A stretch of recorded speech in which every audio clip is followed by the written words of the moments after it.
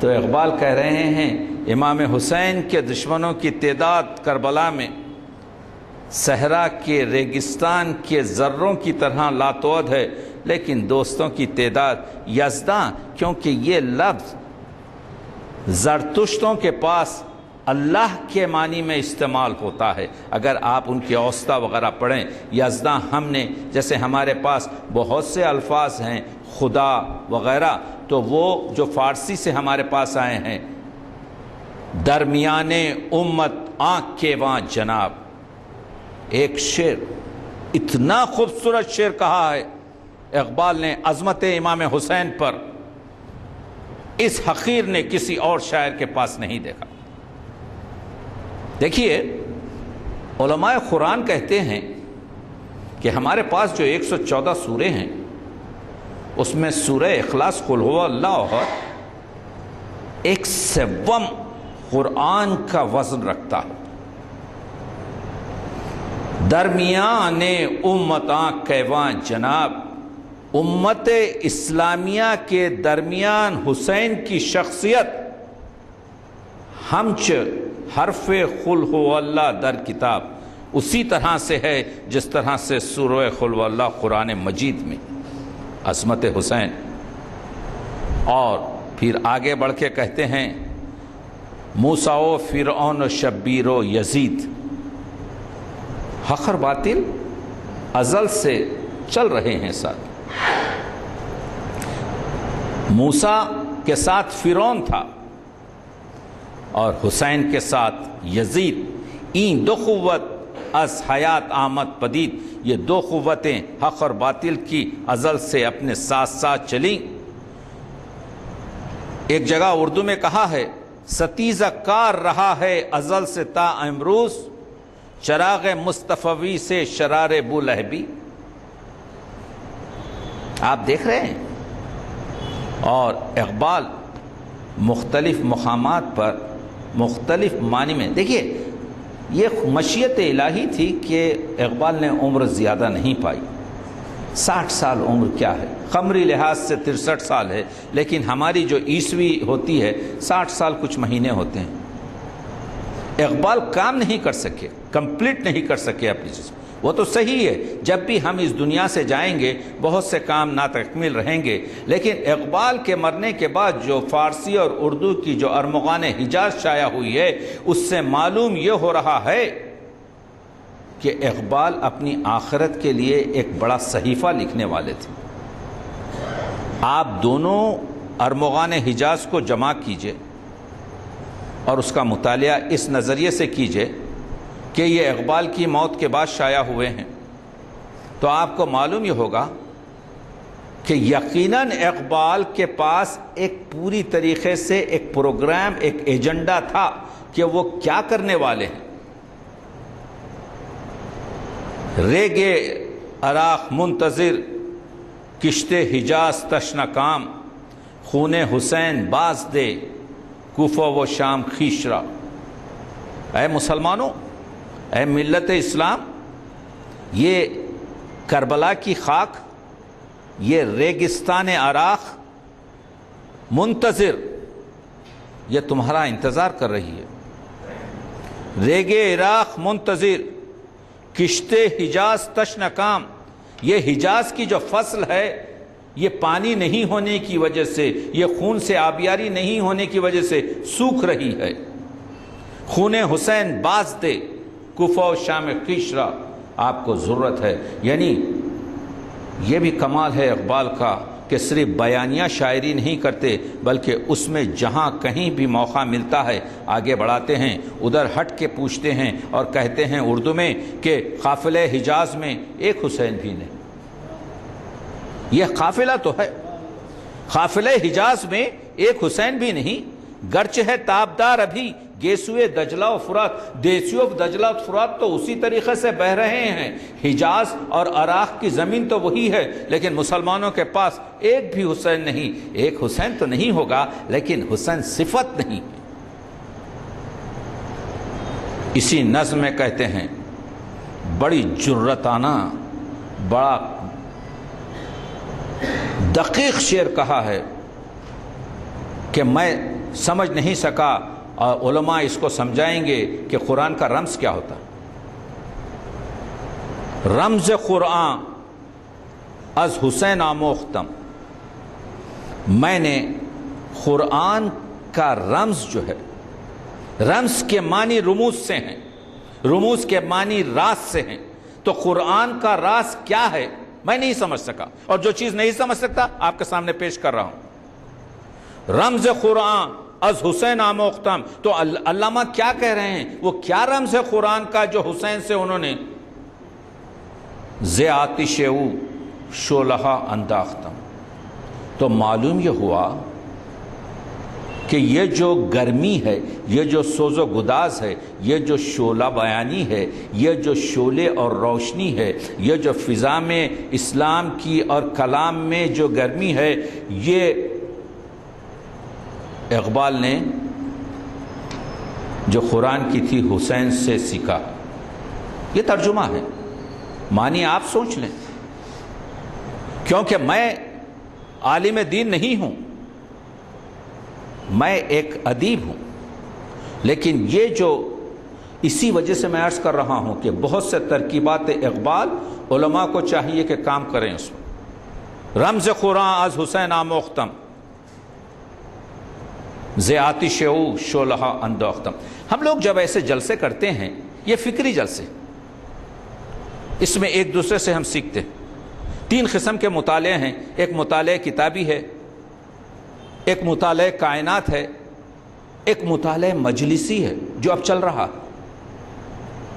یہاں پر علم فروشی نہیں ہے، فضل فروشی نہیں ہے، یہاں پر آموزش ہے۔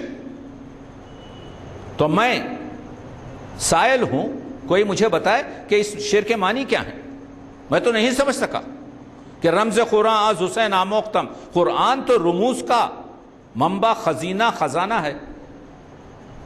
ز آتش او شعلہ اندوختم، تو اسی وجہ سے کہتے ہیں کہ ایک اور چیز کہہ دی، حقیقت ابدی ہے مقام شبیری، حقیقت ابدی ہے مقام شبیری، بدلتے رہتے ہیں انداز کوفی و شامی۔ ہم نے مصر دوم کو محاورتاً استعمال کر لیا، لیکن مصر اول پہ ہم نے توجہ ہی نہیں دی۔ کلام اقبال مشکل ہے، اسی وجہ سے اقبال شناسی کی محافل ضرورت ہے، اسی وجہ سے یہ قرار کرنا پڑتا ہے کہ دانائے راز ہے۔ کہتے ہیں قلندر میل تقریری نہ دارت، یہ قلندر، علامہ کہتے ہیں بات چیت کرنے کا کوئی علاقہ مند نہیں ہوں، میں واز نہیں کرنا چاہتا۔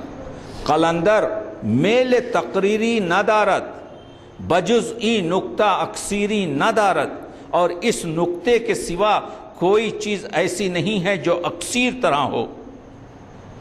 ازاں کشت خرابی حاصل نیست، اس فصل خراب سے کچھ آپ کو میوہ ثمر نہیں ملے گا کہ آبس خون شبیری نہ دارت، کہ جس کی آبیاری خون شبیر سے نہ کی جائے۔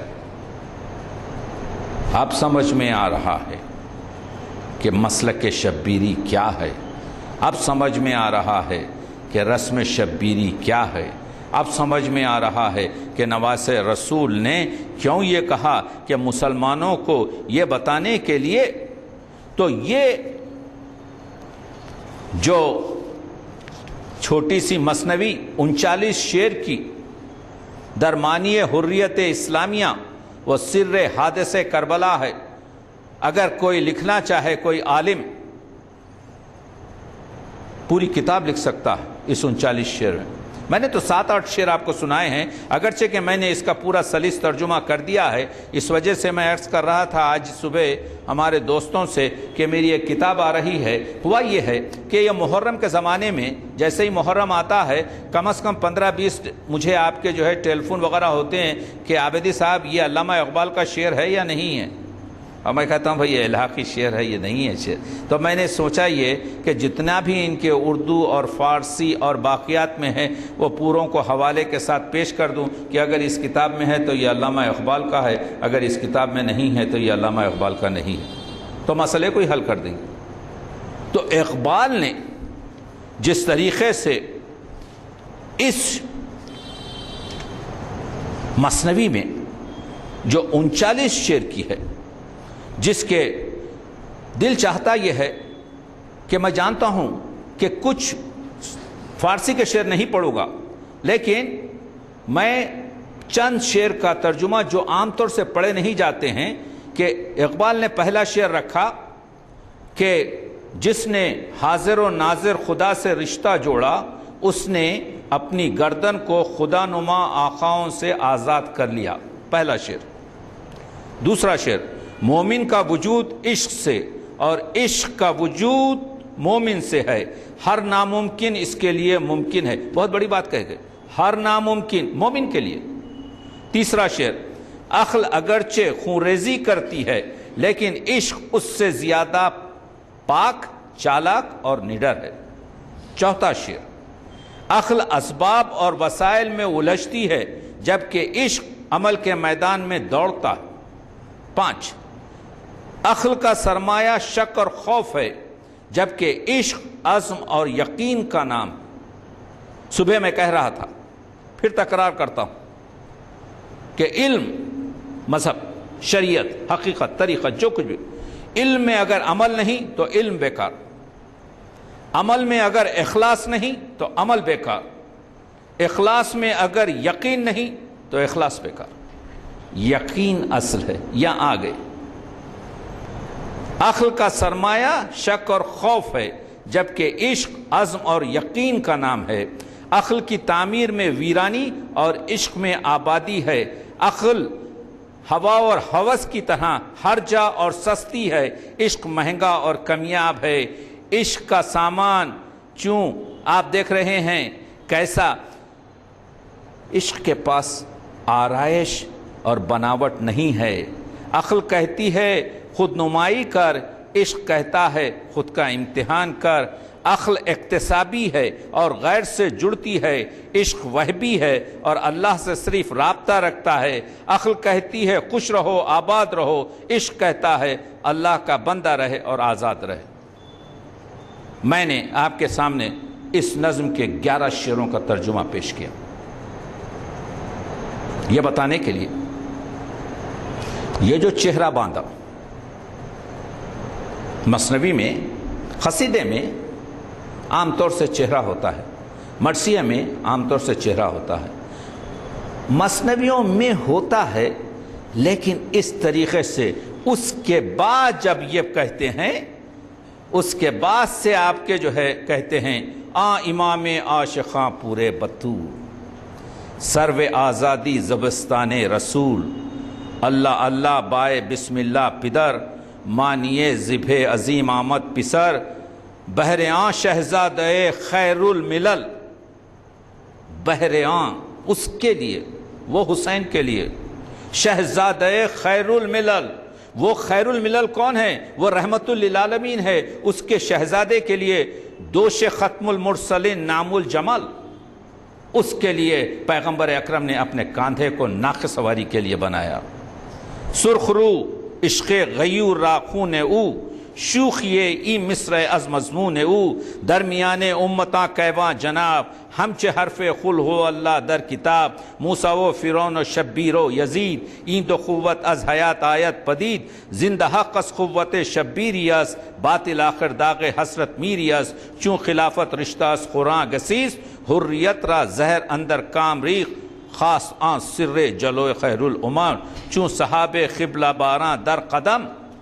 آپ دیکھ رہے ہیں کہ انداز بیان مثنوی برزمین کربلا میں نے پڑھ دیا، اور اس کے بعد سے آگے چلتے ہیں. یہ 4-5 شعر دیکھیے. سر ابراہیم و اسماعیل بود، نام رکھا سر رموز حادث کربلا، فلسفہ حادث کربلا پر اقبال بات کر رہے ہیں. حسین کی شہادت سر ابراہیم و اسماعیل بود، یہ ابراہیم اور اسماعیل کے رموز تھا، یعنی اجمال را تفصیل بود، وہ جو چھوٹی سی جمالیات تھی، وہ جو واقعہ ہے کہ زمزم کے قریب جب چھری چلتی ہے اسماعیل پر اور نشان بنتا ہے، اس کی تفصیل یہ ہے جو سن 61 ہجری میں ہو رہی ہے، جہاں پر حسین کے 72 بچے قتل ہوتے ہیں، یعنی اجمال را تفصیل بود، وہ جو جمالیت، ہم کہتے ہیں کہ یہ اجمالی اس کا ترجمہ ہے، یعنی کم الفاظوں میں ہے، تفصیل جدا ہوتی ہے۔ عزم اونچو کوہ ساراں استوار، پائیدار و تند سیر و کامگار، تیغ بحر عزت دینست و بس، مقصد او حفظ آئینست و بس۔ یہ ہے فلسفہ، یہ شعر لیتے جائیے۔ تیغ بحر عزت دینست و بس، یہ جو ہم کو بدنام کیا گیا ہے کہ prophet of Islam stood in one hand and Quran in other hand, وہ کہتے تھے take this one Quran, if not I will cut your neck, اس کو کہہ رہے ہیں تیغ بحر عزت دینست تو بس، تیغ کا استعمال صرف ایک ہی جگہ جائز ہے، وہ ناموس سے دین کو بچانے کے لیے۔ تیغ بحر عزت دینست تو بس، مقصد او حفظ آئین است تو بس، آئین با لفظ قرآن ہے، آئین با لفظ قرآن، یعنی آپ جہاد صرف اس وقت کر سکتے ہیں جب آپ کے دین پر بنا جائے، آپ وسعت اور مملکت کو پھیلانے کے لیے نہیں کر سکتے۔ ما سوا اللہ را مسمل بندہ نیست، اللہ کے سوا مسلمان کسی کا بندہ نہیں ہے۔ پیش فرعونی سرش افکندہ نیست، فرعون بھی اگر سامنے ہو تو اس کے سامنے انسان اپنا سر نہ جھکائے۔ خون او تفسیر این اسرار کرد، حسین کے خون نے، خون او حسین کے خون نے تفسیر این، تفسیر اس راز کی تفسیر کی، ملت خوابیدہ را بیدار کرد، اور جو قوم سوئی ہوئی تھی۔ دیکھیے کیا ظلم ہے کہ حسین پر مقاتل پڑھیے، آل نبی کی بیٹیاں بے مخنا و چادر مسلمانوں کے درمیان سے گزر رہی ہیں، جن کے پاس کچھ نہیں ہے، پتھر سے آل نبی کی بیٹیوں کو اور بچوں کو مار رہے ہیں۔ یہ ایک سوئی ہوئی قوم تھی۔ دس از پروپیگنڈا۔ ملت خوابیدہ را بیدار کر، یہ حسین تھے جس نے اس سوئی ہوئی قوم کو بیدار کیا۔ تیغ لاچوں از میاں بیروں کشید، از رگے ارباب باطل خون کشید، نقش الا اللہ بر صحرا نویش، سطر عنوان نجات ماں نویش، رمز قرآن از حسین آموختیم، ز آتش اون شعلہ انداختیم، شوکت شام و فر بغداد رفت۔ اب ہمارے پاس نہ شام کی حکومت ہے، کون تھا شام کا حاکم شہر، امیر شام؟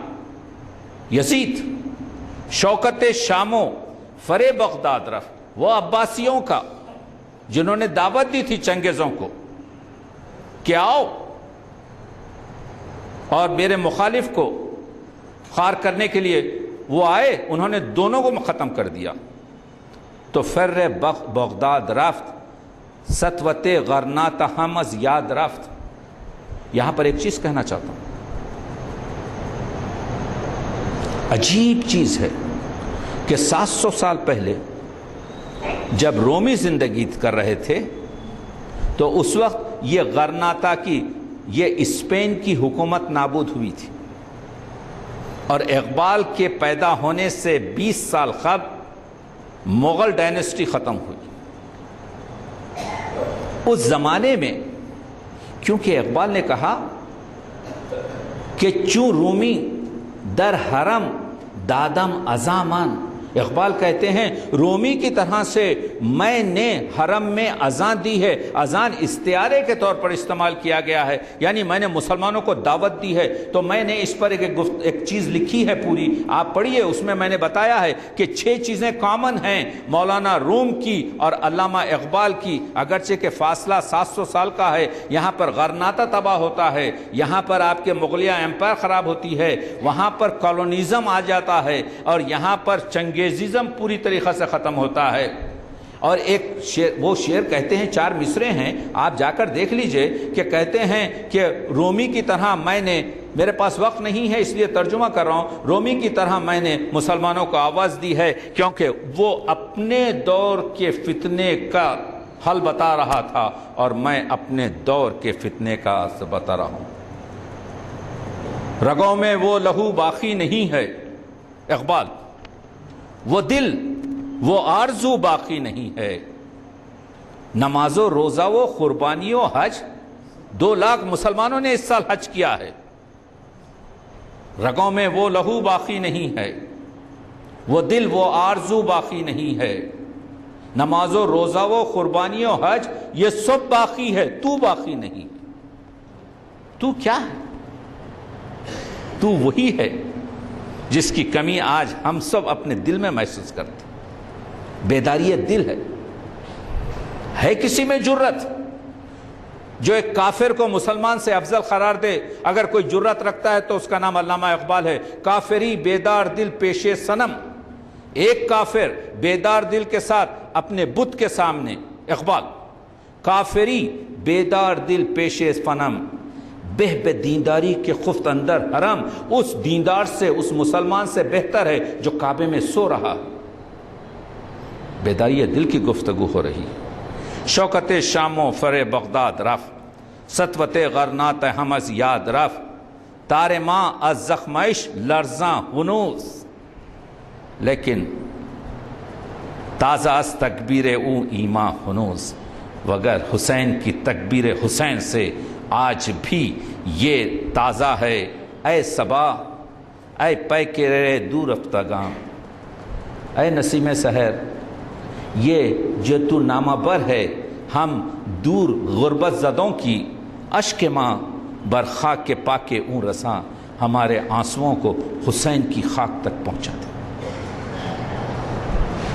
سر کربلا زندگی کو منقلب کرنے کے لیے، زندگی کو استوار کرنے کے لیے، عزم و استقلال پیدا کرنے کے لیے یہ ایک مثنوی 39 شعر کی وہ کام کرتی ہے. اسی وجہ سے تو اقبال نے کہا تھا کہ ایک بھی حسین نہیں. آپ دیکھ رہے ہیں نماز عشق، یہ نماز عشق ہے. نماز عشق میں کیا ہوتا ہے؟ کعبہ مس ہوتا تھا ہر سجدے میں پیشانی کے ساتھ. ایک سجدہ ہے جو کعبے کی طرف کیا جاتا ہے، اور ایک ایسا بھی سجدہ ہوتا ہے کہ خود اپنی جگہ سے کعبہ آ کر اس کی پیشانی پہ مس ہوتا.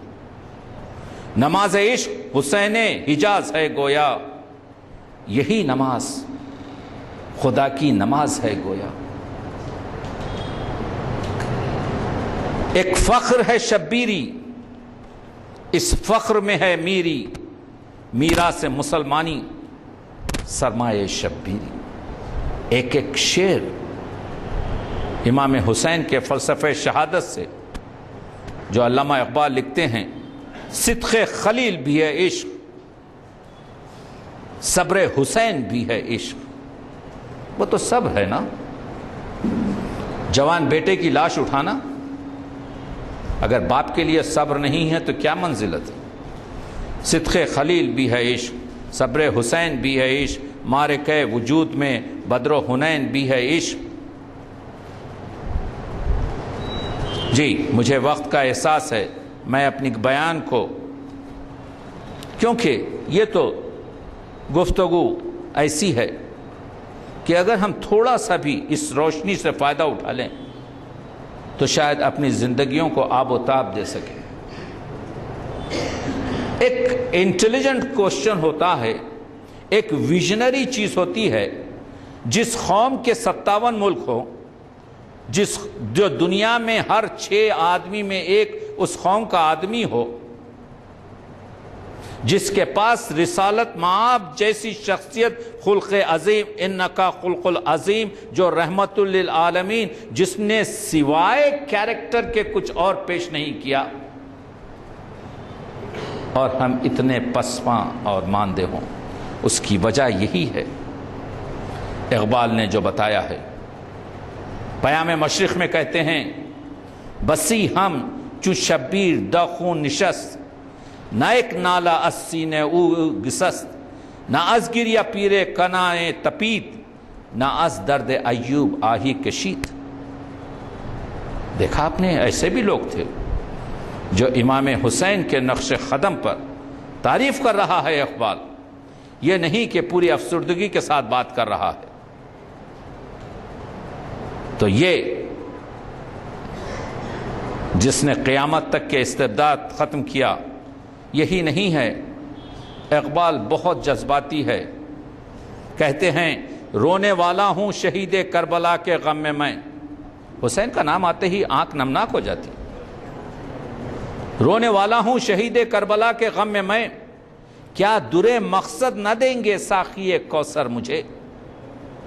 جس طرح مجھ کو شہید کربلا سے پیار ہے، اقبال کا شعر پڑھ رہا ہوں، جس طرح مجھ کو شہید کربلا سے پیار ہے، تعالیٰ کو یتیموں کی دعا سے پیار ہے.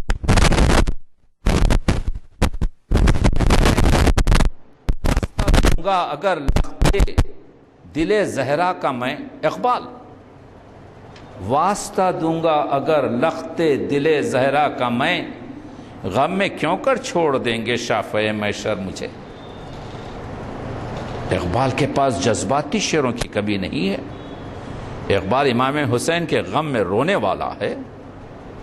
اقبال کہتا یہ ہے کہ کیوں قافلہ حجاز میں ایک حسین بھی نہیں،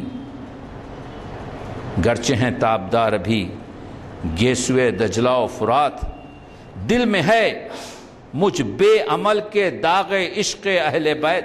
شعر دیکھیے اقبال کا، دل میں ہے مجھ بے عمل کے. یہ مت دیکھیے کہ اقبال کا حلیہ کیسا ہے، اقبال نماز پڑھتے تھے، تہجد کو اڑتے تھے یا فلاں کرتے تھے. وہ سب چھوڑ دیجئے اللہ پر. جب آپ کعبے کو جاتے ہیں اور کہتے ہیں لبیک اللہم لبیک، تو یہ جو رشتہ بندے سے لے کے معبود کا شاعر ہوتا ہے، کوئی درمیان نہیں. اقبال کے شعر کا ترجمہ پڑھ رہا ہوں. میانے ماں و کعبہ رمز است، ہمارے اور کعبے کے درمیان ایک رمز ہے کہ جبریل امیرہ را ہم خبر نہیں، کہ جبریل جو قرآن مجید کو وحی کی شکل میں پیغمبر پر لائے ہیں، ان کو بھی خبر نہیں ہے. جو بندے اور عبد اور معبود کا رشتہ ہے، ہر ایک کا الگ ہے. وہ اقبال کہتے ہیں دل میں ہے مجھ بے عمل کے داغ عشق اہل بیت، ڈھونڈتا پھرتا ہے ذل دامن حیدر مجھے. تو پڑھا جائے ہم یہی کہہ سکتے ہیں کہ علامہ اقبال کو کروٹ کروٹ درجہ تعالی کرے. کسی پر کچھ ہو یا نہ ہو، مجھ جیسے بے عمل اور مجھ جیسے حقیر شخص کی زندگی میں شعلہ افشانی اقبال کا کلام کرتا ہے. میں نہ عالم، میں نہ متقی. نام تقی تو باپ نے رکھ دیا، لیکن میں یہ کوشش کرتا ہوں کہ ہم اقبال کی روشنی سے یہ دیکھنے کی کوشش کریں، اور معلوم یہ ہوگا کہ محترم صاحبہ، صدر صاحبہ، غم حسین صرف ماتم اور گریہ تک محدود نہ ہو. غم حسین صرف امام باڑوں میں مخصوص نہ ہو. حسن یوسف ہے، بازار مصر نہیں بلکہ ہر بازار میں پیش ہو، اس وجہ سے کہ غم حسین کی جو عظمت ہے، جو روشنی ہے ہماری تاریک تر زندگی میں، اور شاید اس زمانے میں مسلمانوں کا حل یہی ہوگا کہ بس صدقہ پیغمبر اکرم اس کے نواسے کی اس شہادت کے فلسفے سے ہمارے جو مسائل ہیں اس کو اللہ حل کر دے۔ شکریہ۔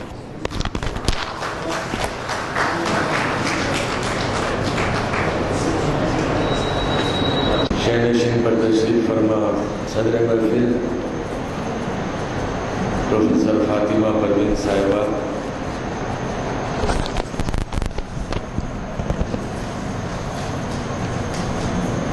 اور ہمارے مہمان ممتاز دانشور ڈاکٹر سید تقی عابدی صاحب، صدر انجمن ترقی اردو جناب غلام یزدانی سینئر ایڈوکیٹ، اور میرے دوست ڈاکٹر شجاعت علی راشد صاحب، معزز خواتین و حضرات، میں آج صرف ڈاکٹر تقی عابدی صاحب کا لیکچر سننے کے لیے یہاں پر آیا ہوں، کیونکہ ہم لوگ تو روز کچھ نہ کچھ ہم بولتے، آپ سنتے، آپ لوگ بولتے، ہم سنتے، یہ تو ہمارا ہر روز ہوتا ہے۔ لیکن آج کا جو ابھی لیکچر تھا کلام اقبال میں فلسفہ شہادت حضرت حسین کی، یہ بہت ہی اہمیت کا حامل تھا، کیونکہ اس موضوع پر موضوع شخصیت صرف ڈاکٹر تقی عابدی صاحب ہی ہو سکتے تھے۔ جیسا کہ آپ لوگوں نے جب بہت دیر تک اس لیکچر کو سماعت کیا، سنا آپ لوگوں نے، ابھی وقت کی کمی ہے، میرے بعد صدارت خطبہ ہے ڈاکٹر فاطمہ پروین صاحبہ کا، کیونکہ آپ کو اور کچھ دیر یہاں پر بیٹھنا ہے۔ ابھی وہ بتا رہی تھی کہ مائک پر ٹھہرنے کے بعد کتنا وقت لگتا میں بتا نہیں سکتی، تو اب وہ وقت بھی بیٹھنا ہے آپ کو، اس لیے میں میری بات بہت جلد ختم کروں گا، کیونکہ ابھی جب سے میں ڈاکٹر تقی عابدی صاحب کا لیکچر سن رہا تھا، یہ جو فلسفہ ہے شہادت کا، یہ دراصل حق و باطل کی لڑائی ہے۔ میں سمجھتا ہوں جب سے جو اقبال کے کلام میں جس فلسفے کو پیش کیا گیا ہے، وہ بھی اس کا بھی مرکزی خیال یہی ہے، حق اور باطل کی لڑائی۔ یہ جب سے دنیا قائم ہوئی ہے، حضرت آدم علیہ السلام سے لے کر آپ لیجئے آج تک حق و باطل کی جنگ جاری ہے، کبھی موسیٰ علیہ السلام سے فرعون کی، کبھی یزید سے حضرت حسین کی، اور آج تک خود ہم دیکھ لیجئے آج ہم بھی وہی جنگ لڑ رہے ہیں، اپنے نفس سے لڑتے ہیں جنگ۔ تو یہ جنگ کا جو سلسلہ ہے حق و باطل کی لڑائی تا قیامت تک جاری رہے گی۔ جو شہادت کا فلسفہ ہے، یہ تو اس کے لیے کافی وقت درکار ہے، اس کو بیان کرنے کے لیے ہم سارے محرم کے مہینے میں بہت سے اس پر لیکچرز ہوتے ہیں، ہم سنتے ہیں، اور آج کا تو تقی عابدی صاحب کا تو جو لیکچر تھا بہت ہی ہمارے لیے ایک غور کرنے کے لیے، سوچنے کے لیے آپ نے بہت سے ایسے پوائنٹس کی طرف نشاندہی کی، ایسے نقطوں کی طرف، جیسا کہ آخر میں کہا ہے آپ نے کہ حضرت حسین کی شہادت اور غم کا فلسفہ صرف امام باڑوں تک ہی نہیں رہنا چاہیے، لیکن آج جس طرح ساری دنیا میں ہو رہا ہے، ہندوستان میں ہو رہا ہے، جن حالات سے ہم گزر رہے ہیں، ہم تمام لوگ واقف ہیں۔ ہم میں سے کتنے لوگ ہیں جو اقبال کا کلام پڑھے ہیں اور پڑھے ہیں تو اس کو سمجھے ہیں. کتنے لوگ اقبال کا کلام پڑھے ہیں, کتنے لوگ اقبال کے کلام کو سمجھتے ہیں. دیکھیے, اردو کا جہاں تک تعلق ہے ہم تمام لوگ واقف ہیں.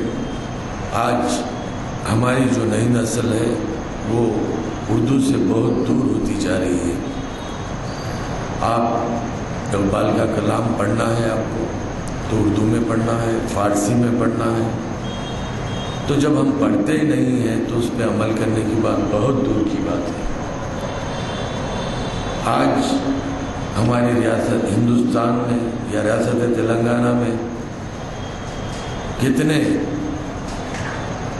ہمارے بچے اردو پڑھتے ہیں, یا اردو ایک زبان کی حیثیت سے ہو یا ایک میڈیم کی حیثیت سے ہو, یا کم سے کم اپنے گھر میں جتنے بھی واٹس ایپ پہ میسیجز ہم کو روز صبح اٹھتے ہی میسیجز آتے ہیں تو پہلا میسیج آتا گڈ مارننگ, اس کے بعد کوئی میسیج آتا ہے السلام علیکم تو وہ بھی رومن انگلش میں آتا ہے, پھر اس کا جواب بھی اسی طرح رومن انگلش میں آتا ہے.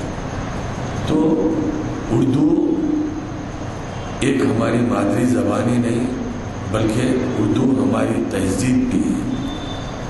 جب ہم اپنی مادری زبان اردو نہیں پڑھیں گے تو ہم اپنی تہذیب سے بھی دور ہوتے چلے جائیں گے. اور خاص طور پر میں نے ایک جلسے میں آج سے 3 سال پہلے کہا تھا کہ جو بچہ اردو نہیں پڑھتا وہ اپنی تہذیب سے دور ہوتا ہے. نہ صرف تہذیب بلکہ وہ اپنے مذہب سے بھی دور ہوتا ہے, کیونکہ اپنا سارا زیادہ سے زیادہ مذہبی سرمایہ اردو زبان میں ہے. تو اس پر بہت سارے لوگوں نے تنقیدیں کی تھی کہ جو ڈائریکٹر کے عہدے پہ رہ کے آپ اردو کو جو ہے مذہب سے جوڑ دیے. دراصل بات مذہب سے جوڑنے کی نہیں تھی, بات تھی تہذیب سے جوڑنے کی. میں یہ نہیں کہتا ہوں کہ مسلمان ہی اردو پڑھتے ہیں, ایسا ہے کہ مسلمان ہی پڑھ رہے ہیں وہ الگ چیز ہے, لیکن مسلمان ہی پڑھتے ہیں یہ غلط بات ہے. تو جب تک ہم اپنی زبان سے دور ہوتے جائیں گے تو ظاہر ہے کہ ہم اپنی تہذیب سے بھی دور ہوتے رہیں گے, کیونکہ وقت کی بہت کمی ہے. تو میں آخر میں جناب تقی عابدی صاحب کا شکر گزار ہوں کہ انہوں نے, ڈاکٹر تقی عابدی صاحب ایک ممتاز دانشور ہیں, ایک اچھے شاعر ہیں اور بہت ہی بڑے محقق ہیں اور اچھے نقاد ہیں. بہت ساری خوبیاں ڈاکٹر تقی عابدی صاحب میں موجود ہیں. میں تو یہ کہتا ہوں کہ ہم عام طور پر کہتے ہیں کہ وہ اپنی ذات میں انجمن ہے, تو میں یہ کہتا ہوں کہ وہ انجمن نہیں بلکہ اپنی ذات میں ایک تحریک ہے جو اردو کی تحریک لے کر ساری دنیا میں گھومتے ہیں. میں کبھی سوچتا ہوں کہ آپ کو اردو سے کیا سروکار, آپ کو اردو سے کیا فائدہ. ٹھیک ہے, ہم کو اردو سے فائدہ ہے, ہم اردو کی روٹی کھاتے ہیں, اردو کی روزی ہے, اردو کی روٹی کھاتے ہیں. میں وہی پروفیسر فاطمہ پروین صاحبہ اور بہت سارے ہمارے دوست احباب یہاں پر موجود ہیں جو کسی نہ کسی طرح اردو سے ان کو فائدہ ہوتا ہے. لیکن ڈاکٹر تقی عابدی صاحب کو کیا فائدہ ہو رہا ہے یہ مجھے اب تک سمجھ میں نہیں آ رہا. وہ کیوں پھرتے ہیں ساری دنیا اردو کو عام کرنے کے لیے. یہ کبھی کینیڈا میں ہوتے ہیں تو کبھی امریکہ میں ہوتے ہیں, کبھی لندن میں تو کبھی ہندوستان میں تو کبھی حیدرآباد میں تو کبھی نظام آباد میں. تو یہ اپنا سفر جاری رکھے ہوئے ہیں اردو کے. دیکھیے ہندوستان میں یا حیدرآباد میں اردو کا کام کرنا اتنی بڑی بات نہیں ہے, اور بہت سارے لوگ ہم لوگوں کو کہتے ہیں کہ آپ لوگ اردو کی خدمت گزار ہیں, اردو کی خدمت کر رہے ہیں. لیکن میں نہیں سمجھتا, کیونکہ خدمت کے پیسے لے رہے ہیں, نوکری کر رہے ہیں, خدمت نہیں کر رہے اردو کی. یہ کھلی بات میں آپ سے بتانا چاہتا ہوں. ہم جو بھی کام کرتے ہیں وہ ہماری ڈیوٹی کر رہے ہیں. تو ڈیوٹی اور خدمت میں بہت بڑا فرق ہے. میں ڈیوٹی کرتا تھا اردو اکیڈمی میں, خدمت کرتا تھا حج کمیٹی میں, کیونکہ میں حج کمیٹی میں پیسے کبھی نہیں لیا, میری تنخواہ کبھی نہیں لیا, وہ ایک خدمت ہے. لیکن جو اردو اکیڈمی میں کام کیا وہ ڈیوٹی ہے میری, اس کی ہم تنخواہ لیتے ہیں. تو لوگ اکثر جلسوں میں ڈیوٹی کو خدمت سے جوڑ دیتے ہیں, اور تقریر کرنے والے بھی بڑے خوش ہو جاتے ہیں کہ ہم اردو کی خدمت کریں. میں نہیں سمجھتا ہوں کہ اس سے اردو کی خدمت ہوگی. اگر آپ اردو کی خدمت کرنا ہی ہے تو اپنے بچوں کو اردو پڑھائیے, یہ بہت بڑی آپ کی اردو کی خدمت ہے. ہم نے آج دیکھیے سارے تلنگانہ میں جو, حالانکہ ہمارے ریاست میں اردو دوسری سرکاری زبان ہے, اس کے باوجود دن بہ دن اردو پڑھنے والوں کی تعداد گھٹتی جا رہی ہے. میں آپ سے ایک بات عرض کر کے آپ سے اجازت چاہوں گا. ایک اعداد و شمار جو حکومت کا ہے اس لحاظ سے ریاست تلنگانہ میں 1156 اردو میڈیم کے سرکاری مدارس ہے, جس میں 1,43,000 بچے زیر تعلیم ہے اردو. لیکن یہ 1,43,000 اردو کے طلبہ 10ویں جماعت میں آنے تک ان کی تعداد گھٹ کر 12,000 ہو جاتی ہے. میں بورڈ آف سیکنڈری سے اعداد و شمار میں نے منگوایا, مسلسل 6-7 سالوں کے جو بھی اعداد شمار ہے میں دیکھا 12 سے 13,000, 13 سے 12,000 ہوتی ہے, کبھی 13,000 سے کراس نہیں ہو پائی. یہ 10th کلاس کی ہماری جو تعداد ہے, جو بچے 10th کلاس کا 10ویں جماعت کا جو ایگزام لکھے یا ایگزام میں شرکت کیے ہیں. تو ہمارا جو ڈراپ آؤٹ ہے, وہ جو حکومت کے ہمارے اعداد و شمار ہے, وہ دیکھا جائے تو سب سے زیادہ ڈراپ آؤٹ اگر کسی میڈیم کا ہے تو اردو میڈیم کا ہے. کنڑی میڈیم ہے, یہاں پر ہندی میڈیم ہے, تیلگو میڈیم ہے, انگلش میڈیم ہے, سارے میڈیم کے اعداد شمار دیکھیے آپ. سب سے اگر زیادہ تناسب ڈراپ آؤٹ کا ہے تو اردو میڈیم کا ہے. اس کے بعد آپ مائنارٹیز کے حساب سے آپ کاسٹ وائز اگر آپ ڈاٹا دیکھیں گے, ہندو لیجئے, مسلمان لیجئے, سکھ لیجئے, کرسچن لیجئے, عیسائی لیجئے, تو سب سے زیادہ جو ڈراپ آؤٹ ہے وہ مسلمانوں کا ہے ایجوکیشن میں.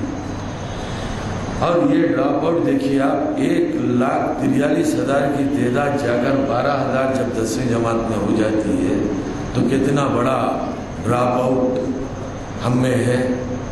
تو اس بات پر ہم کو غور کرنے کی ضرورت ہے, اس بات پر ہم کو سوچنے کی ضرورت ہے کہ تعلیمی اعتبار سے ہم کتنے پسماندہ دن بہ دن پسماندہ ہوتے جا رہے ہیں. حکومت, جہاں تک حکومت کی بات ہوتی ہے تو حکومت تو اپنا کام کرتی ہے, صرف وہ کام کرتی ہے اپنا, کچھ اسکیم دیتی ہے جس کو امپلیمنٹ کرنا مختلف ایجنسیز کی ذمہ داری ہوتی ہے حکومت کی. لیکن اردو پڑھنا, اردو پڑھانا یہ ہماری ذمہ داری ہے, یہ حکومت کی نہیں ہوتی. حکومت اردو اکیڈمی قائم کرتی ہے, اردو اکیڈمی کو کچھ بجٹ دے دیتی ہے حکومت, تو وہ بجٹ کچھ اسکیمات حکومت کی منظورہ اسکیمات ہوتی ہے, ان اسکیمات پر عمل کرنا اردو اکیڈمی کا کام ہوتا ہے. آفیشیل لینگویج کمیشن ہے ہمارا, وہ کچھ اس کی ذمہ داریاں ہیں, وہ اس حد تک ہی وہ اپنا کام کرتا ہے. لیکن اپنے بچے کو لا کر اردو میڈیم اسکول میں شریک کروانا یا اردو اس کو ایک سیکنڈ لینگویج یا ایک زبان بحیثیت زبان ایڈمیشن دلوانا یا داخلہ دلوانا, یہ ہمارا کام ہوتا ہے. یہ اردو کی انجمنوں کا کام ہوتا ہے, اردو والوں کا کام ہوتا ہے, محبان اردو کا کام ہوتا ہے. تو ہم کو اس بات پر بہت ہی غور کرنے کی ضرورت ہے. آج ان حالات میں تو بہت ہی سخت حالات ہیں, ان حالات میں ہم کو بہت غور کرنے کی ضرورت ہے.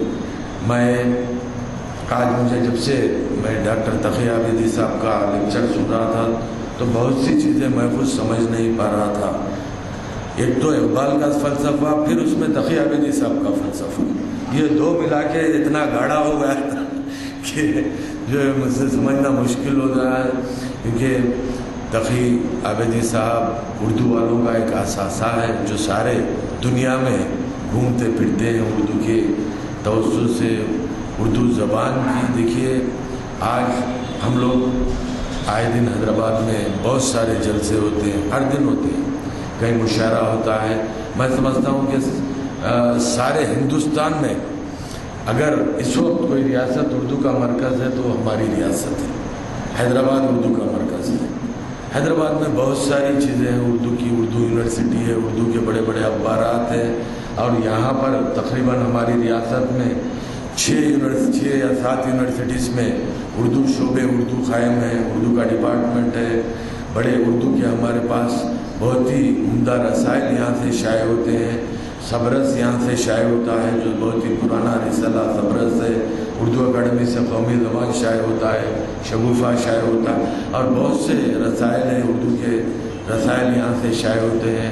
उर्दू के अखबारात बहुत ही उम्दा अखबारात हैं, उर्दू के चैनल हैं, सेटेलाइट चैनल्स हैं हमारे यहाँ पर, और लोकल चैनल तो केबल के तो कई उर्दू के चैनल्स हैं हमारे यहाँ पर। ये उर्दू का एक मरकज़ है हैदराबाद। लेकिन हम रोज़ आए दिन लेक्चर सुनते हैं, लेकिन आप लोगों ने गौर किया होगा कि तक़ी आबिदी साहब का जो लेक्चर था वो एक फ़िक्र अंगेज़ लेक्चर था। वो हमको अपना हमको सोच पर मजबूर कर देता है। उनमें ये सलाहियत है तक़ी आबिदी साहब में कि अपने आगे वाले को मनवाने की, यानी कि ये नहीं कि ज़बरदस्ती मनवाना, लेकिन अपनी बात से, अपने लेक्चर से, अपनी जो गुफ्तगू है उससे वो अपनी तरफ राग़िब करते हैं और अपने ख़ारी पर वो असरअंदाज होते हैं। मुक़र्रिर की खूबी यही होती है कि वो अपने ख़ारी पर असरअंदाज होना और अपने ख़ारी को बांध कर रखना। उसकी मिसाल ये है कि मैं जब से यहाँ पर, मैं क्योंकि लेक्चर शुरू होने की कुछ देर बाद यहाँ पर पहुँचा, तो मैं जब से यहाँ पर बैठ कर देख रहा हूँ कि आप लोग बड़े सीरियस अंदाज में सुन रहे हैं और कोई भी बाहर निकलने की कोशिश नहीं कर रहे। अक्सर जलसों में हमारे होता, जैसे एक 10 मिनट होते तकरीर के 11वें मिनट में आहिस्ता आहिस्ता आहिस्ता निकलना शुरू हो जाते, और सदा रहती तकरीर तक भरा हुआ हाल जाके जो है 25% हो जाता, तो और शुक्रिया अदा करने तक तो 10-15% हो जाते लोग। तो वो बात आज हम गौर करें, ये वो बात आज नहीं है। यहाँ पर हम देख रहे हैं कि आपके लेक्चर में मतलब इतनी वो थी कि इतनी क्या बोलते अपने इन्फॉर्मेटिव लेक्चर था कि हम सारे लोग बहुत ही उसके साथ ध्यान के साथ समाज किए, उसको हम लोगों ने सुना। तो मैं इन चंद अल्फाज के साथ, क्योंकि वक्त काफ़ी हो चुका है, मैं इन चंद अल्फाज के साथ ख़ास तौर पर शुजात अली राशिद साहब का, क्योंकि जब भी डॉक्टर तक़ी आबिदी साहब हैदराबाद तशरीफ़ लाने वाले होते हैं तो उससे पहले ही हमको मालूम हो जाता है कि वो आने वाले हैं। शुजात अली राशिद साहब के ज़रिए जो है, शुजात अली राशिद साहब भी बहुत से कुछ न कुछ हैदराबाद में अदबी सरगर्मियों में ये रोज़ मसरूफ़ रहते हैं, कभी लेक्चर, कभी किताबों की रस्म इजरा, कभी सेमिनार वगैरह ये करवाते हैं। बहुत ही हरकयाती शख्सियत है। मैं शुजात अली राशिद साहब का भी शुक्रगुज़ार हूँ, और हमारे सीनियर एडवोकेट गुलाम यज़दानी साहब, आप काफ़ी ये उम्र में भी बहुत बड़े माशाल्लाह बहुत एक्टिव हैं। मुझे जहाँ तक मालूम है कि आपकी उम्र 82 साल की शायद है, लेकिन अभी भी वो तैराकी करते हैं, रोज़ तैरते हैं रोज़, और सुबह से कोई ना कोई मीटिंग में शाम तक मसरूफ़ रहते हैं, क्योंकि हमारे बहुत से अंजुमनों में आप और मैं मिलकर कुछ इदारों में हम लोग साथ काम करते हैं। तो माशाल्लाह जो है आप भी बहुत ही हरकयाती शख्सियत है इस उम्र में भी माशाल्लाह। और हमारे प्रोफेसर फ़ातिमा परवीन साहिबा को तो आप सब जानते हैं। अब फिर अब तकरीर सुनने के बाद तो मैं समझता हूँ फिर इस हाल में फिर एक जोश पैदा होगा। अब उनकी सदारती तकरीर है, सदारती खुतबा है मेरे पास। मैं इन अल्फाज के साथ आप तमाम से इजाज़त चाहता हूँ। शुक्रिया, खुदा हाफ़िज़। शुक्र साहब, मैं यहाँ पर एक वजाहत कर दूँ कि इस महफिल के इनेकाद के सिलसिले में जो 2 शख्सियतें पेश रहीं, उनमें सदर इस्तक़बालिया सीनियर एडवोकेट गुलाम यज़दानी साहब और उनके अलावा मुतमद्दी उमूमी ہماری انجمن طرف اردو تلنگانہ و آندھرا پردیش کے جناب محمد عبدالرحیم خان صاحب جو اس کیمپس کے بھی کردہ دھرتا ہیں، وہ جب تقی عابدی صاحب حیدرآباد میں رہتے ہیں تو اس موقع کا وہ فائدہ اٹھانے کی نہ صرف ہمیں ترغیب دیتے ہیں بلکہ اس کے لیے عملی اقدامات بھی کرتے ہیں. اور اس کے پس پردہ بہت ساری شخصیتیں ہیں، جیسے یہاں پر افتخار صاحب بھی ہیں جو فیض عام ٹرسٹ کے کرتا دھرتا ہیں، اور بھی ان کے علاوہ جسٹس اسماعیل صاحب ہیں، اور بھی کئی شخصیتیں، میں ان کے نام نہیں لوں گا. پروفیسر مسعود یہاں بیٹھے ہوئے ہیں، وہ بھی اس طرح کی محفلوں کے وقتاً فوقتاً یہاں انعقاد کے سلسلے میں عزانی صاحب اور رحیم خان صاحب کے دست بدست جو ہے لگے رہتے ہیں. بہرحال کافی وقت ہو چکا ہے اور میں یہ وضاحت کے بعد انتہائی ادب کے ساتھ گزارش کرنے جا رہا ہوں پروفیسر فاطمہ بیگم پروین، سابق وائس پرنسپل و صدر شعبہ اردو جامعہ عثمانیہ سے، کہ وہ صدارتی کلمات سے ہمیں مستفیض کریں. پروفیسر فاطمہ بیگم پروین.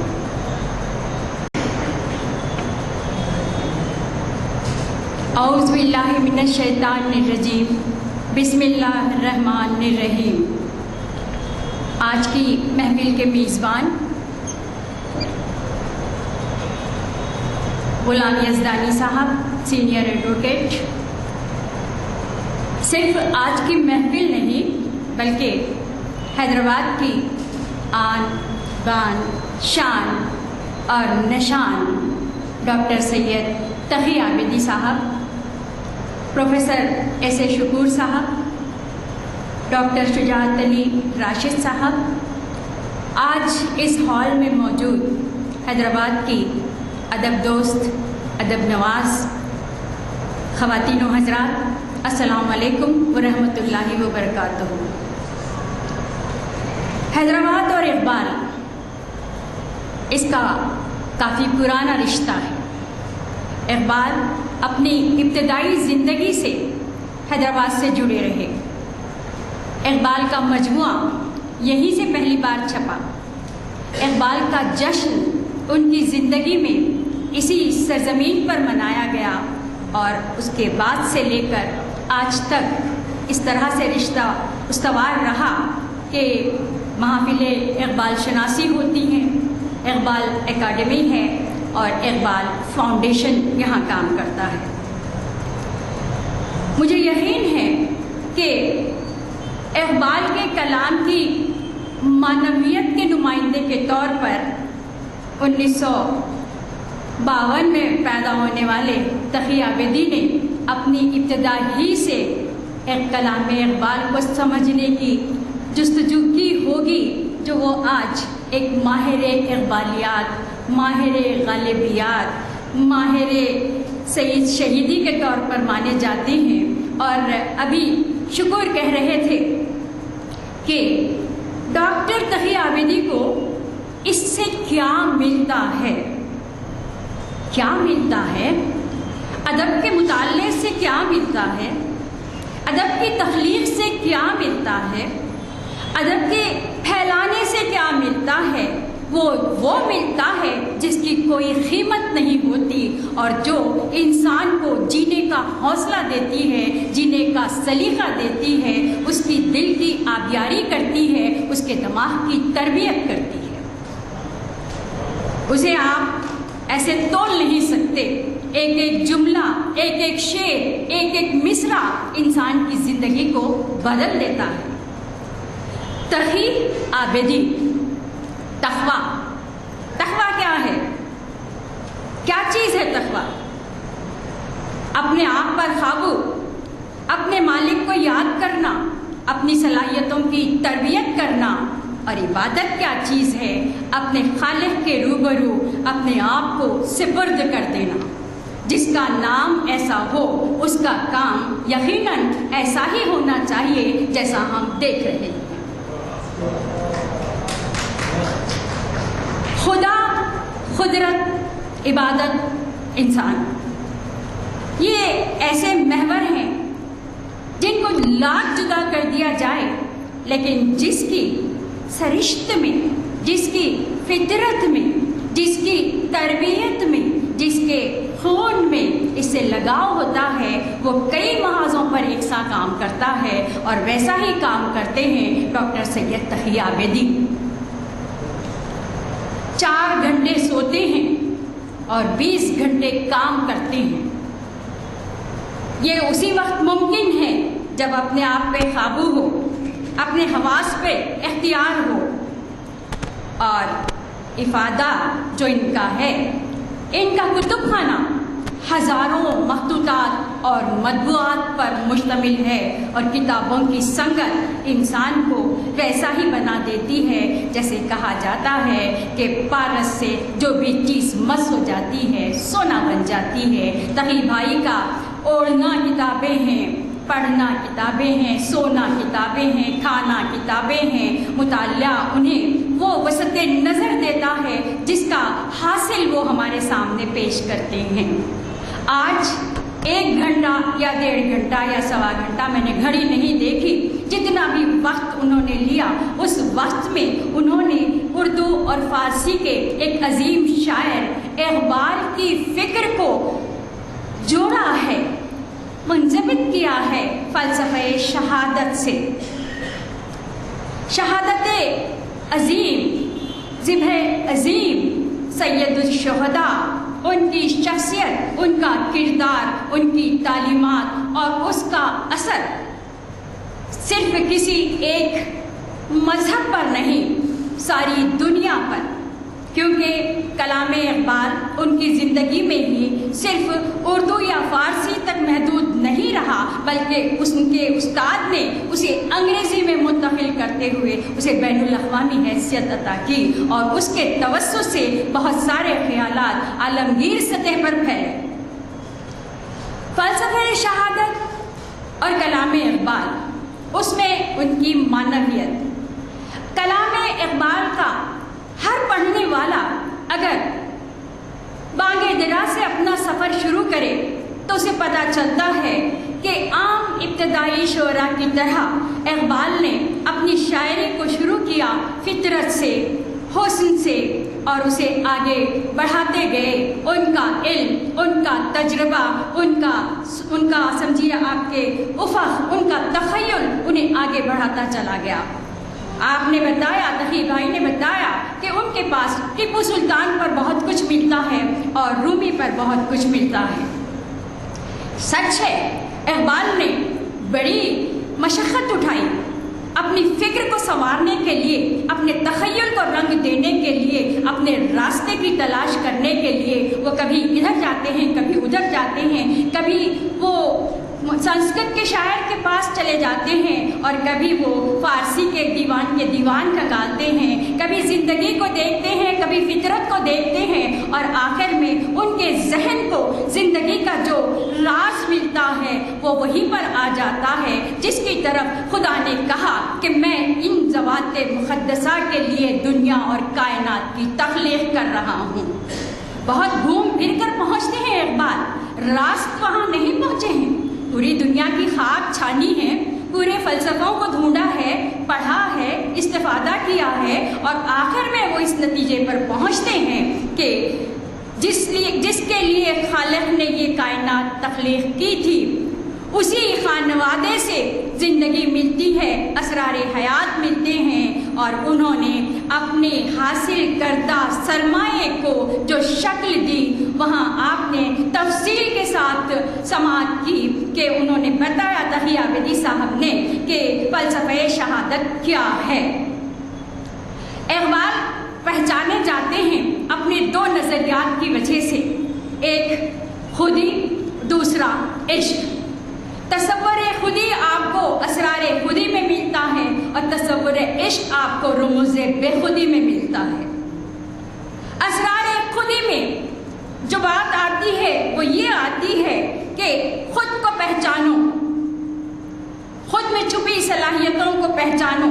اقبال نے دیکھا اور انہیں ایسا محسوس ہوا کہ یہ جو تقدیر بدلنے کی بات ہے اور تقدیر کو ایک طرف رکھنے کی بات ہے وہ وہیں سے ملتی ہے کہ تقدیر کو اگر بدلنا ہے، ہار کو جیت میں، جیت کو ہار میں بدلنا ہے تو اپنے نفس کو پہچاننا ہے۔ نفس رسول نے اپنے نفس کو پہچانا اور اس کی قوت کو میدان کربلا میں پیش کر دیا۔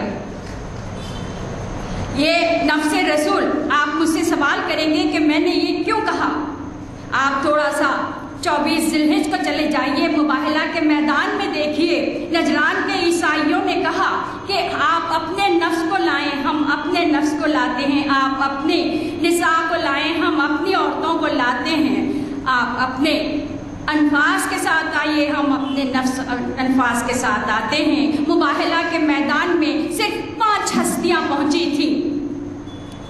کون تھی وہ؟ رسول مکرم، ان کی صاحبزادی، ان کے بھائی اور ان کے 2 نواسے، پنجتن پاک۔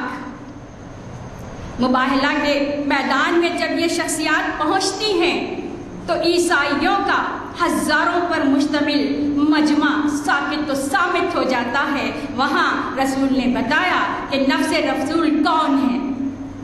جو نفس رسول ہے وہ اپنی خودی نہ پہچانے تو پھر اور کون پہچانے گا؟ اس میں چھپی صلاحیتوں کو وہ نہ بتائے تو پھر اور کون بتائے گا؟ پھر ایک بار رسول نے ہمارے لیے ایک اور مثال پیش کر دی۔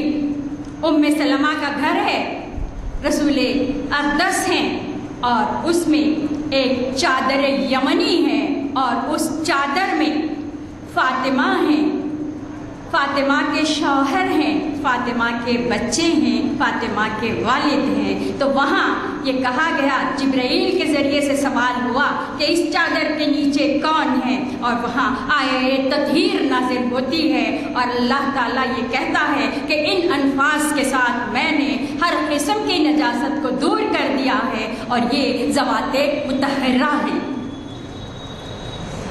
یہاں پہنچ کر اقبال کو پتہ چلتا ہے کہ ذات میں اگر طہارت آ جائے، ذات میں اگر نجاست چلی جائے ذات سے، تو تب انسان بنتا ہے۔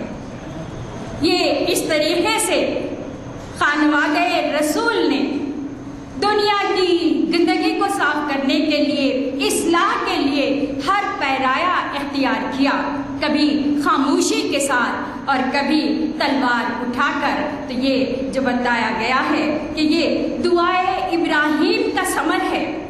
حضرت ابراہیم نے دعا کی تھی کہ ولایت میری نسل میں باقی رکھ، قدرت نے ان کی دعا کو قبول کیا، اور اس طریقے سے تا ابد اس امامت کو، اس ولایت کو خاندان رسالت کے ساتھ منسلک کر دیا۔ اور اس کا ہم یہ دیکھتے ہیں کہ کبھی کربلا میں اظہار ہوتا ہے، اور کبھی کوفہ و شام کے بازاروں میں اس کا اظہار ہوتا ہے کہ نفس کیا چیز ہے، اس پہ قابو کیسے پایا جا سکتا ہے، صبر کس کو کہتے ہیں، صبر کی معراج کیا ہوتی ہے، اور حقیقت، ابدیت اور حقانیت کا تعارف عام انسانوں کے سامنے کیسے پیش کیا جاتا ہے۔ یہ ساری باتیں یا تو آپ کو اقبال کی جو قصیدے کی شکل میں بی بی فاطمۃ الزہرا کے لیے انہوں نے کہا ہے وہاں نظر آتی ہے، یا پھر ان اشعار میں نظر آتے ہیں جو تقی بھائی نے آپ کے سامنے پیش کیے۔ یہ تو رہی بات خودی کی، صرف خودی سے کام نہیں چلتا۔ انہوں نے عقل اور عشق کا معرکہ بھی ہمارے سامنے رکھا کہ عقل شکوک ڈالتی ہے اور عشق ہر چیز سے بے نیاز کر دیتا ہے۔ اقبال نے رموز بے خودی میں عشق کے فلسفے کو پیش کیا ہے، اور یہ عشق کا فلسفہ کسی اور سے نہیں سیکھا ہے، جیسا کہ مصرع بتایا جا چکا ہے کہ میں نے یہ جو آموختہ ہے وہ حضرت حسین سے سیکھا ہے۔ اعتراف کرتے ہیں اقبال، آپ نے مصرع ان سے سن لیا ہے، قرآن آموختم جو ہے از حسین قرآن آموختم، ہاں، تو وہاں سیکھا قرآن کے رمز قرآن میں چھپے۔ قرآن میں کیا ہے؟ قرآن میں ہے توحید۔ توحید کیا ہے؟ اپنے پالنے والے، اپنے بنانے والے، اپنے خالق کی ربوبیت کا اقرار کرنا، اس کو ہر شے سے بڑھ کر چاہنا، محبت، جنون، عشق۔ عشق میں ایک منزل ایسی آتی، آپ نے دنیاوی عشق کے لاکھوں قصے سنے ہیں، شیریوں فرحاد ہیں، لیلا اور مجنو ہیں، اور بھی کچھ رومیو اور جولیٹ ہیں، سن لیا. لیکن عشق حقیقی کو دیکھنا ہے تو آپ پلٹ کر آئیے حسین کے پاس، دیکھیے کہ اللہ کے عشق میں کچھ اتنے سرشار ہیں کہ گلے پر خنجر چل رہا ہے، سجدے میں سر رکھا ہے، نماز کی پابندی ہو رہی ہے، اور بتایا جا رہا ہے کہ یہ عشق خداوندی کا جو ذریعہ میرے نانا لے کر آئے ہیں وہ کوئی معمولی ذریعہ نہیں ہے، وہ ایک ایسا ذریعہ ہے جو بے خود کر دینا چاہیے، بھول جانا چاہیے کہ 6 مہینے والے کو ہم دفن کر کے آئے ہیں، بھول جانا چاہیے کہ 18 سال کا بچے کا لاشا اٹھا کر لائے ہیں، بھول جانا چاہیے کہ 71 انصار اور عزیزوں کو تہ تیغ دیکھ چکے ہیں، اور ان سب کے لاشوں کی یہاں رن سے خیمہ گاہ تک لا چکے ہیں. یہ عشق کی معراج ہے. اگر یہ عشق کسی کے دل میں ہوتا ہے، یہ عشق کسی شخصیت میں ہوتا ہے، یہ عشق کسی قوم میں ہوتا ہے، تو وہ قوم بس جس طرح آج ذلیل ہو رہی ہے ویسے ذلیل نہیں ہو سکتی. اس کی سربلندی دیکھنی ہو تو آپ مارے گئے بدر و حنین میں جائیے، جس کی طرف انہوں نے اشارہ کیا کہ مارے گئے بدر و حنین سے لے کر کربلا تک آپ دیکھیے وہی عشق خدا نظر آئے گا. ہر ایک میں عشق خدا ہے، ہر اس خانوادے سے وابستہ ہر شخصیت خدا کے عشق میں اس طرح ڈوبی ہوئی ہے، دنیا کو بتا رہی ہے کہ خالق کو پہچانو. خالق کو پہچاننے کے لیے اس سے محبت کرنے کی ضرورت ہے، اس سے محبت کرنے کے لیے اپنے آپ کو بھولنے کی ضرورت ہے، اپنے آپ کو بھولنے کے لیے اپنے نفس پہ قابو کی ضرورت ہے، اپنے نفس پہ قابو پیدا کرنے کے لیے ان ذوات مقدسہ کی تربیت کی ضرورت ہے، ان کو پڑھنے کی ضرورت ہے، ان پر چلنے کی ضرورت ہے، ان کو اپنی زندگی میں عمل کرتے ہوئے زندہ رکھنے کی ضرورت ہے. اور آج تقی عابدی صاحب نے یہی بتایا کہ اسلام کے دامن میں بس اس کے سوا کیا ہے؟ ایک ضرب ید اللہ، ایک سجدہ شبیری. جہاں ضرورت ہے تلوار اٹھانی ہے، جہاں ضرورت ہے گھر بار اٹھا دینا ہے، مقصد مطلب ایک ہی ہے، سربلندی دونوں صورتوں میں ہے. اسلام جو صرف اگر وہاں مکہ معظمہ سے نکلا تھا، وہ جب ساری دنیا میں پھیلا تو جیسے کہ انہوں نے کہا کہ ایک ہاتھ میں تلوار اور ایک میں قرآن لے کر نہیں پھیلا، بلکہ خلق رسول مشہور ہے، محبت کا پیغام ہے، رواداری کی تعلیم ہے، اور اخوت کے نغمے ہیں، اور عمل یہ بتاتا ہے کہ خود بھوکے رکھ کر دوسروں کو کھانا کھلانا چاہیے، خود پیاسے رہ کر دوسروں کی پیاس بجھانا چاہیے. اگر یہ پیغام عام ہو جائے تو آج کے بہت سارے مسائل خود بخود ختم ہوتے چلے جائیں. ان کی پیروی تو ممکن نہیں ہے، لیکن کچھ نہ کچھ تھوڑا سا اثر. آپ نے کہا کہ یہ امام باڑوں تک محدود نہیں ہونا چاہیے، بالکل صحیح، لیکن یہ بھی یاد رکھیے کہ اگر امام باڑے نہ ہوتے تو کیا یہ پیغام باقی رہ پاتا؟ بنت رسول کا احسان ہے، صدقہ ہے کہ انہوں نے اپنی تکالیف کو پس پشت رکھتے ہوئے جرت رندانہ کے ساتھ اس دربار میں واعظ دیا، خطبہ دیا جس دربار میں اچھے صحابیوں کی زبان نہ کھل سکی. لوگ یا تو سلطنت سے فرار ہو گئے یا پھر انہوں نے مصلحت آمیز خاموشی کو اپنا شعار بنا لیا. لیکن وہیں پر زینب بنت علی ٹھہر کر بتاتی ہے کہ اسلام کی حقانیت کیا ہے، حسین کی شہادت کیا ہے، اس کے پیچھے کیا چیز پوشیدہ ہے. تو یہ امام باڑے نہ ہوتے تو شاید یہ تعلیمات نہ ہوتی، اقبال نہ ہوتے، فلسفہ شہادت نہ ہوتا، لیکن یہ سب ہونا تھا، نظام قدرت تھا، یہ ہوا.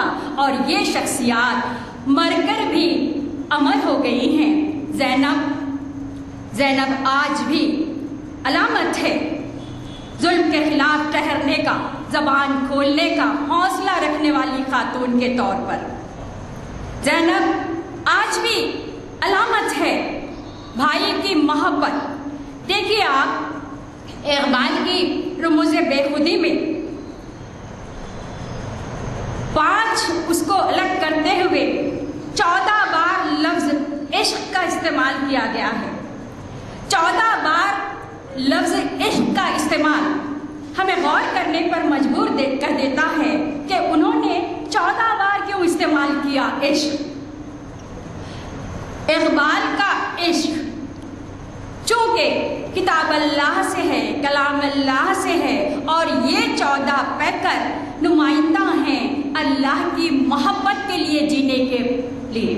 उनकी सारी ज़िंदगी, उनकी सांस, उनकी मौत, उनका उठना, उनका बैठना, उनका किरदार, उनकी रफ्तार, उनकी गुफ्तार, इन सब के पीछे मशीयत इज़्ज़ती पोशीदा है। और इनका मकसद सिर्फ एक ही है कि नाना ने जो सालेह दीन लाया है उस दीन की हिफाजत की जाए, उसे महफूज किया जाए, आइंदा नस्लों तक इसे नस्ल दर नस्ल तोहफे के तौर पर पेश किया जाए और इंसान को बुराइयों से बचने का एक मौका फराहम किया जाए। अब तो ये उस ज़मीन पर मुनहसिर है जिसमें ये बीज गिरता है। हर बीज उपजता नहीं है, हर बीज से फल फूल निकलते नहीं हैं। जो ज़मीन उस काबिल होती है उसकी आबियारी करती है, जो ज़मीन उस काबिल नहीं होती है वहाँ बीज रायगा चला जाता है। लेकिन उन बीजों को आगे फैलाने का जो सिलसिला है वो ताअबद कायम रहने वाला है, चाहे वो इक़बाल के अशआर के ज़रिए से हो, चाहे वो मातम हुसैन के ज़रिए से हो, चाहे वो तज़किरे हुसैन के तवस्सुस से हो, चाहे वो ज़िक्र हुसैन की महफिल से हो। तो इक़बाल को इस अहम काम की जिम्मेदारी में पूरे खुलूस के साथ शरीक होने की वजह से, जैसे कि आखिर में डॉक्टर सैयद तक़ी आबिदीन ने कहा कि इस खिदमत के एवज़ यकीनन उन्हें जन्नत मिली होगी, और ये भी कहा कि मैंने जब इसे पढ़कर आप तक पहुंचाया तो मैं भी इसका हकदार बन गया हूँ। हम सब ने सुना, अपने दिलों में क़ैद किया, अपने जहनों में उसे बसा लिया, अपनी ज़िंदगी में उसे बरतेंगे तो यकीनन हम भी आपके हम सफ़र रहेंगे। गालिब को भी तक़ी भाई ने बहुत समझिए आपके बारीकी के साथ उसका मुताला किया है, और वो गालिब जो कि रिंद कहलाता है और जो कि बादखार है, जुआ खेलता है और भी बहुत कुछ करता है, लेकिन वो गालिब जब अपनी बात पे आता है तो कहता है कि ये मसाइल तसव्वुफ़, ये तेरा बयान गालिब, तुझे हम वली समझते जो न बादखार होता। तो इन शोरा को पढ़कर इनके मतालिब, मुझे खुद भी फ़ारसी अच्छी नहीं आती है, थोड़ी बहुत समझने की कोशिश कर लेती हूँ। सही भाई ने फ़ारसी के अल्फाज को जिस तरीके से खोला है, उनके रम्ज़ जिस तरीके से उजागर किए हैं, उनके मफ़ाहीम तक जिस तरह हमको पहुँचाया है, उसके लिए वो लायक़ सद मुबारकबाद हैं कि हमारी नस्ल से होते हुए हमसे बहुत आगे हैं और हमारे लिए कुछ ऐसे दरीचे वा कर रहे हैं जिनके तवस्सुस से हम अपनी रूह में बालिदगी महसूस कर सकते हैं। मैं शुक्रगुजार हूँ गुलाम यज़दानी साहब की, आप तमाम की और क़ुदरत की कि उसने एक ऐसा नादिर और नायाब मौका फराहम किया। मैं आप सबका शुक्रिया अदा करते हुए रुख़सत होना चाहती हूँ। खुदा हाफ़िज़।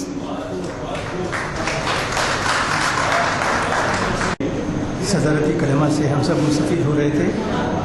ख़वातीन हज़रात, चूँकि आज का मौजूद था कलाम इक़बाल में फ़लसफ़े शहादत इमाम हुसैन, और मजमूई तौर पर जो बात यहाँ पेश की गई वो ये थी कि तारीख़ की सबसे बड़ी तौहीन रिसालत करबला के मैदान में हुई। उस गले को काटा गया जिसको रसूल अकरम सल्लल्लाहु अलैहि वसल्लम चूमा करते थे। और मैं अपनी बात को यहाँ तमाम करूँगा। सर कट गया बदन से तिलावत नहीं रुकी, सर कट गया बदन से तिलावत नहीं रुकी, कुरान से हुसैन का रिश्ता अजीब था।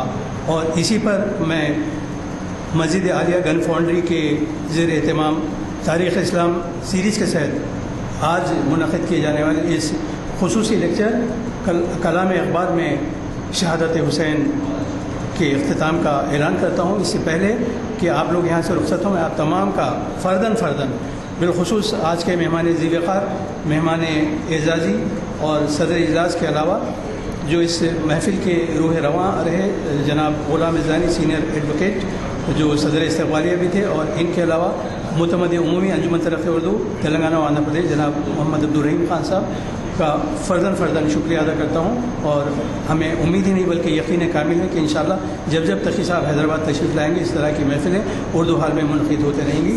شکریہ. خدا حافظ. شب بخیر.